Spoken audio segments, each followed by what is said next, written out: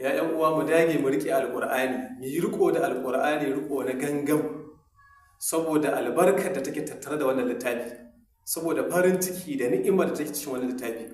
Wannan alƙur'ani da aka sauka wa annabinmu annabi Muhammad sallallahu alaihi wasallama, annabin rahama, yayin da kake karanta shi annabi sallallahu alaihi wasallama ya ce rahama ce take sauka a wurin.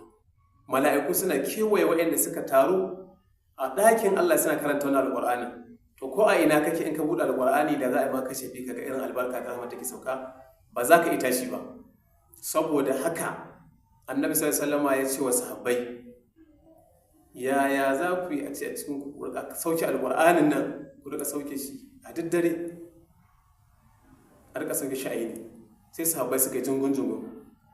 Saboda haka annabinmu annabi Muhammad sallallahu alaihi wasallam, annabin rahama, annabin jin kai da tausayi, annabin falala, sai ya ce ku karanta alƙur'ani, ku karanta qul huwa